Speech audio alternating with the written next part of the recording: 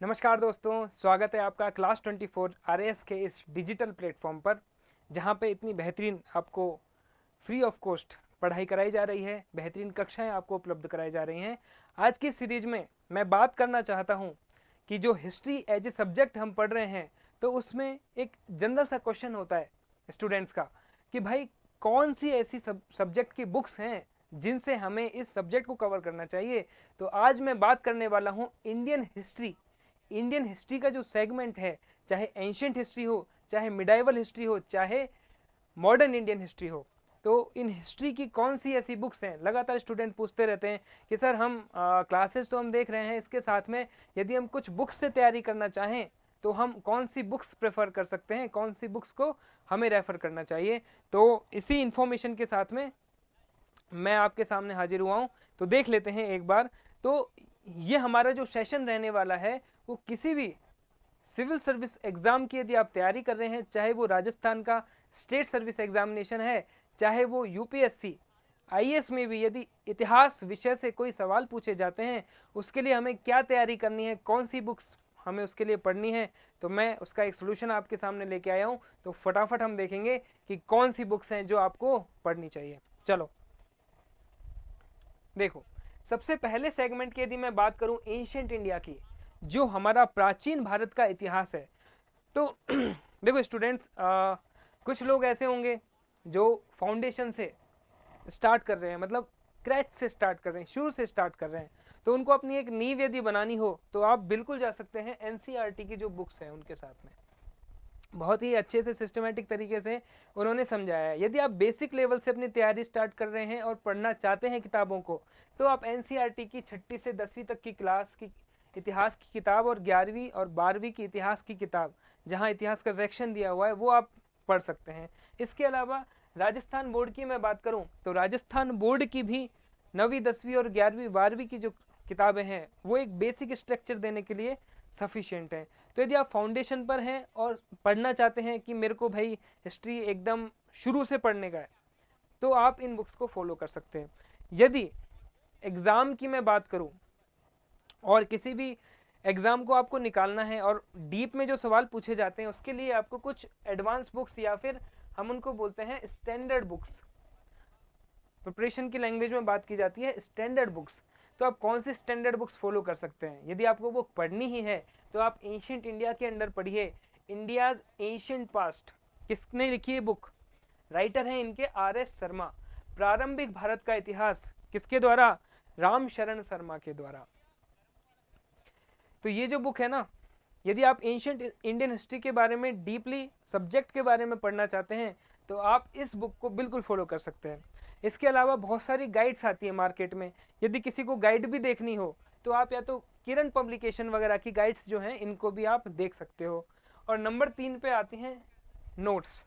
तो आप जिस भी संस्थान में, हमारे संस्थान में या जहाँ भी आप पढ़ाई कर रहे हैं, तो आपने जो नोट्स बनाए होंगे तो वो नोट्स बहुत महत्वपूर्ण है। चलिए, तो बुक्स की बात हो गई। इन किताबों को पढ़ना कैसे है? भाई पढ़ने का तरीका है कि भाई आप देखते हैं इतनी मोटी मोटी किताब होती हैं, इतनी सारी उसके अंदर इन्फॉर्मेशन होती है। तो एक पढ़ने का जो तरीका है वो ये है कि आप एक बार उस किताब को एक समझ के हिसाब से पढ़ो कि अच्छा ये चीज़ हुई थी, ये चीज़ हुई थी। उस समय पर आप ये ध्यान मत दो कि मतलब मेरे को ये चीज़ याद होनी चाहिए। तो फर्स्ट रीडिंग इस तरह से आप करो। फर्स्ट रीडिंग जब आपकी कंप्लीट हो जाए और जब वो चीज़ थोड़ी अंडरस्टैंडिंग में आ जाए, तब क्या कर सकते हो? तब आपको पता होगा कि यार अच्छा ये चीज़ इंपॉर्टेंट है। तब आप क्या करो? मार्क करो। बुक के अंदर या नोट्स के अंदर आप क्या करो? मार्क करो। जब आप मार्क करेंगे और उसके बाद में लास्ट चीज़ क्या आती है? बार बार रिवीजन। तो जैसे जैसे आप नंबर ऑफ रिवीजन बढ़ाएंगे तो वो चीज़ क्या हो जाएगी? स्थायी हो जाएगी। तो ये तरीका हो गया किस तरह से आपको नोट्स आपके पढ़ने हैं या फिर बुक आपकी पढ़नी है। तो एंशियंट इंडिया की बुक्स क्लियर हो गई। चलो नेक्स्ट हम देखते हैं। यदि आपको ये सारी बुक्स हैं जो आपको पढ़नी पड़ती हैं स्टेट सर्विसेज के एग्जामिनेशन में ये आपके आधुनिक भारत का इतिहास हो गया, यहाँ पे पॉलिटी लक्ष्मीकांत आप सब जानते हो, लेकिन हम यहाँ बात कर रहे हैं हिस्ट्री की बुक्स की। तो चलो, यदि मैं, अच्छा ये चित्र देख लेते हैं। प्रारंभिक भारत का इतिहास, राम शरण शर्मा। ये बुक आती है ओरिएंट ब्लैक सॉन पब्लिकेशन की। इसको आप ले सकते हैं और बहुत अच्छी किताब है। पढ़ना चाहो ज्ञान के लिए बिल्कुल पढ़ो। उसके बाद में मैं बात करूंगा मिडाइवल इंडियन हिस्ट्री की, मध्यकालीन इतिहास से। यदि मध्यकालीन इतिहास के लिए आप मटेरियल फॉलो करना चाहते हैं तो सेम वही बात जो एंशिएंट के लिए थी। यदि किसी को बिल्कुल स्टार्ट से ही किताबें पढ़नी है तो आप बेसिक एनसीईआरटीज के साथ जा सकते हैं, क्लियर है। लेकिन एग्जाम ओरिएंटेड तरीके से डेप्थ में थोड़ा देखना है तो मिडाइवल इंडिया के अंदर यदि आपको देखना है तो हिस्ट्री ऑफ मिडाइवल इंडिया किसने लिखी है, ये लिखी है सतीश चंद्र जी ने। ये भी वही ओरिएंट ब्लैक स्वॉन पब्लिकेशन की है, आप इसको रेफर कर सकते हैं, अच्छी स्टैंडर्ड बुक है, पढ़ लेनी चाहिए, क्लियर है। और महत्वपूर्ण चीज फिर से क्या आ जाती है, आपने जो पढ़ा है उसके जो आपने नोट्स बनाए एग्जाम में वही काम आएंगे। चाहे नोट्स आपने बुक से बनाए हो, चाहे कोचिंग में पढ़ के पढ़ाए हो, कैसे भी बनाए हो, नोट्स का बार बार रिवीजन आपको करना है, ठीक है। तो ये मिडाइवल इंडिया की बुक्स हमने देख ली, ठीक है। ये इसका चित्र आप देख सकते हैं, मध्यकालीन भारत, राजनीति, समाज और संस्कृति, किसके द्वारा, मिस्टर सतीश चंद्रा। कौन है इसके राइटर, मिस्टर सतीश चंद्रा। अच्छी बुक्स है, मतलब नॉलेज के लिए भी अच्छी है और आपके एग्जाम में भी कहीं ना कहीं सवाल बनता ही है यहाँ से, ठीक है। तो इसको आप रेफर कर सकते हैं। चलो इसके बाद में मैं बात करूंगा सबसे इंपॉर्टेंट सेगमेंट जो आता है modern Indian history. Modern Indian history की यदि मैं बात करूं तो यदि आपको वही यदि फाउंडेशन से बेसिक से पढ़ना है तो आप कहाँ से शुरुआत कर सकते हैं, एनसीईआरटी की किताबों से या फिर राजस्थान बोर्ड की किताबों से आप शुरुआत कर सकते हैं, ठीक है।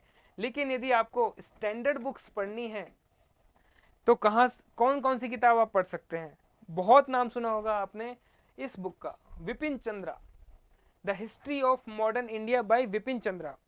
बहुत ही बेहतरीन किताब है।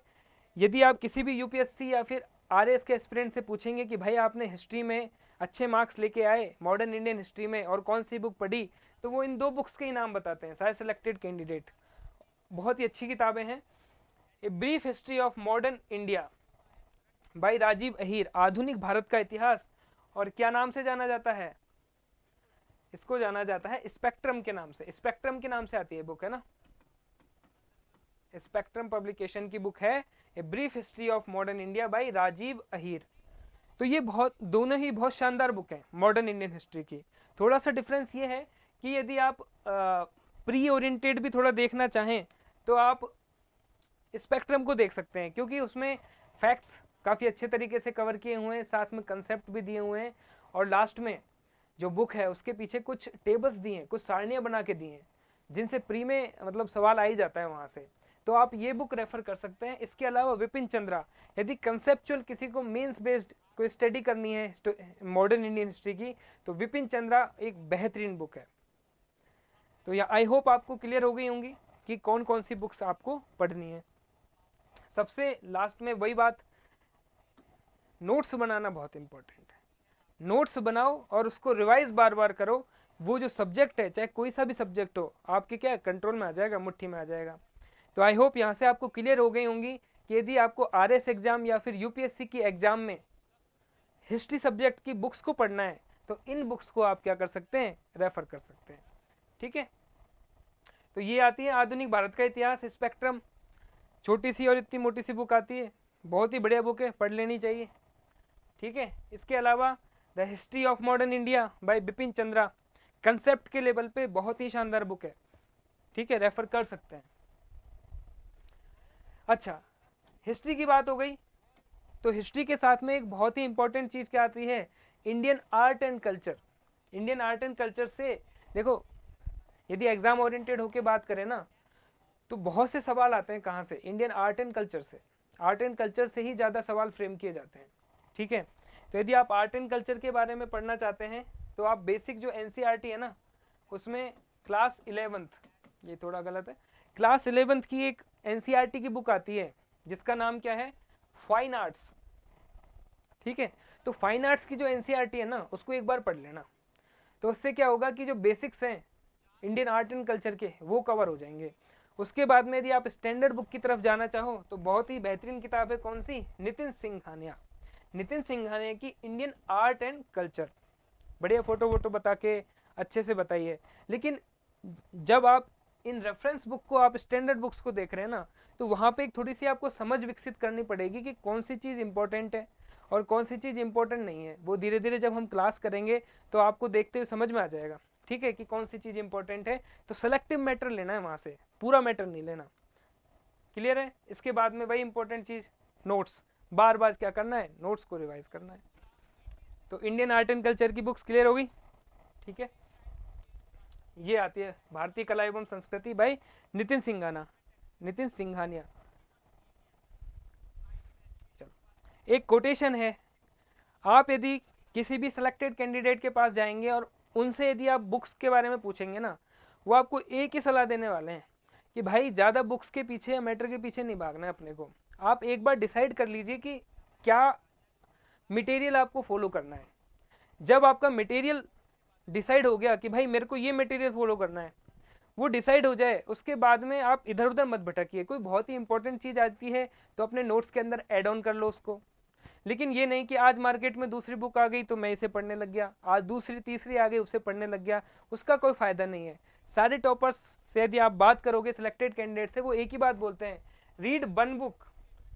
क्या बोलते हैं भाई, एक किताब है ना, उसको 10 बार पढ़ लो। Read one book for 10 times as compare to read 10 books for 1 time. आप 10 किताबें खरीद के ले आए और पढ़ी एक भी नहीं, एक बार भी उनको पढ़ने का आपको समय नहीं मिला, पढ़ ली लेकिन उसको रिवाइज करने का टाइम नहीं मिला, तो वो इतनी मेहनत है ना आपकी, वो क्या हो जाएगी, वेस्ट हो जाएगी। इसलिए यही कहेंगे कि जो भी आपके पास मटेरियल है, चाहे बुक्स हैं, नोट्स हैं, कुछ भी हैं, उसको एक स्टैंडर्ड तरीके से कंसाइज करके अपने पास रखिए और फ्रिक्वेंट क्या करने हैं आपको, रिवीजन करने हैं। Revision is the keys to success in this examination. तो हमें 10-10 किताब नहीं पढ़नी है कि एक सब्जेक्ट की 10 किताब पढ़ ली, एक किताब पढ़नी है लेकिन तरीके से पढ़नी है कि उसमें से कुछ भी आ जाए हमें कंठस्थ होना चाहिए। क्लियर है बात? फाइनली इंपॉर्टेंट चीज एक ही है, revision, revision and revision.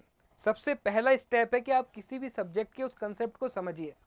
Concept समझ में आ गया, फिर उसका जो मटेरियल है उसको आप फॉलो करिए, रिगरसली फॉलो करिए अच्छे तरीके से। जब मटेरियल आपका क्लियर हो गया, उसमें से बनते हैं नोट्स और नोट्स से बनेंगे शॉर्ट नोट्स। धीरे धीरे आप इस प्रोसेस में आएंगे। तो कहने का मतलब ये है कि आपको रिवाइज रिवाइज एंड रिवाइज करना है। इस RRR की पॉलिसी पे चलेंगे तो कोई भी एग्जाम आराम से आप क्लियर कर सकते हैं। तो ये थी आपके सामने हिस्ट्री की, इतिहास विषय की, विषय से रिलेटेड स्टैंडर्ड बुक्स और कौन सा मटेरियल आपको फॉलो करना है। तो आई होप अब आपको क्लियर हो गया होगा। चलिए इसी के साथ में यहाँ से विदा लेते हैं और आगे की कक्षाओं में मिलेंगे किसी अन्य विषय के साथ में। Thank you so much.